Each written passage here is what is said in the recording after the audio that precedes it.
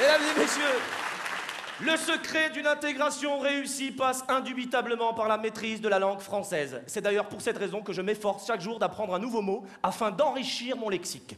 Ah, ce matin, j'ai appris le mot magnanime. Ah, je savais ce que ça voulait dire, mais la définition exacte. Tenez, madame, la définition exacte de magnanime. Ah bah, tu sais, oui, bah, demande, je vais te la dire. Alors, oui, voilà. Alors, magnanime, quelqu'un qui est magnanime, c'est quelqu'un qui dit des choses, qui, quand il les dit, être magnanime, c'est une prépondérance à une action qui serait subordonnée à une autre, mais qui ne serait... Par exemple, quelqu'un qui est magnanime, il est là, il va dire ouais, non, et tout, et l'autre, il dit ouais, peut-être, et l'autre, après, il dit ça, sauf que là, oui, non, oui. Ah. Ça va, je sais très bien ce que ça veut dire, magnanime.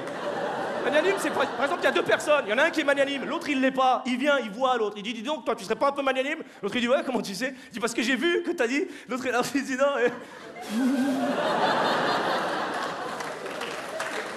Ah ouais, ça. Tout le monde a compris, sauf toi. Voilà. Donc, le secret d'une intégration réussie, la maîtrise de la langue française.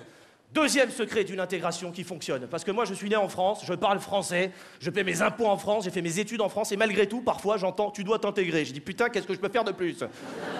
Ça y est, j'ai trouvé, mesdames et messieurs, le secret de l'intégration, je l'ai trouvé. Je vous le révèle? Oui. La picole. Depuis que je picole, je suis français.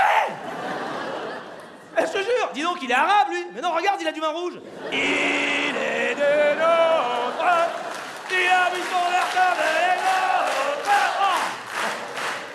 Ah ouais, c'est moi, l'ivrogne, voilà.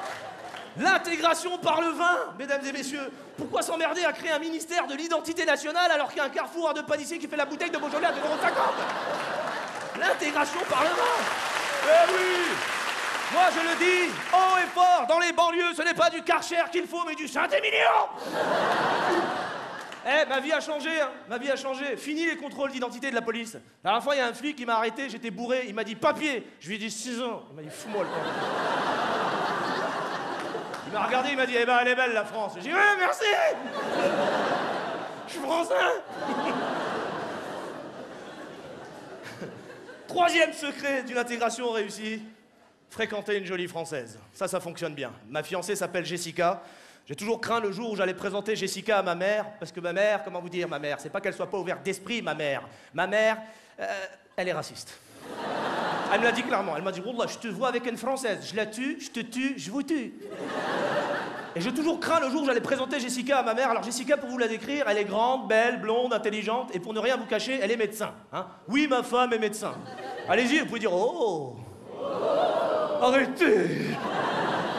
Moi, ma femme, je l'aime pour ce qu'elle est, non pas pour ce qu'elle fait. Elle aurait pu être ministre, chirurgien ou avocate, je l'aurais aimé pareil, alors... Non, il se trouve qu'elle est médecin, et ce jour que j'ai tant craint est arrivé. Le jour des présentations avec ma mère. Un grand moment. Maman, Jessica, maman. Ma mère. Vous c'est qui? Vous c'est qui? Maman, calme-toi, elle est médecin. Il est médecin? Ma fille. Il est médecin. Et là, ma mère, elle a un vieux réflexe. Elle orientalise les prénoms français. Comment il s'appelle? Jessica. Tu veux boire quelque chose, Jamila? Non. Sur ce, mon père arrive, d'un pas décidé. Bismillah, Abdullah,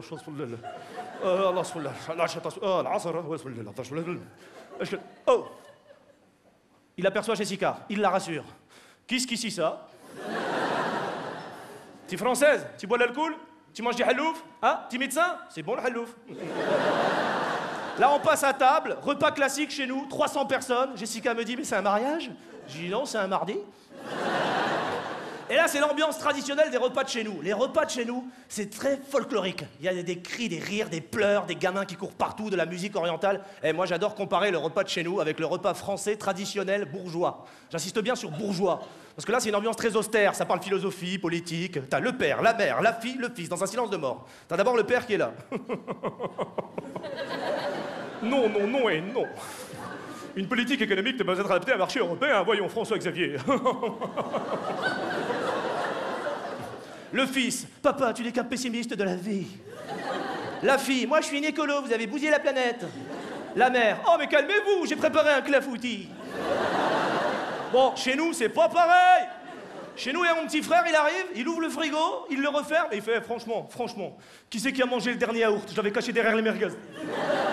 Eh, franchement, ça se fait pas de manger le dernier yaourt. C'était mon yaourt. Vous mangez le yaourt des gens. Vous aimeriez bien que moi je mange mon yaourt. Voilà. Je l'avais mis de côté pour regarder le match de foot. Et là, Jessica, elle le regarde, elle dit, mais il va quand même pas pleurer pour un yaourt. Je dis, Jessica, tu ne sais pas, chez nous, le yaourt, c'est sacré. Ça se vend par 8. On est 12.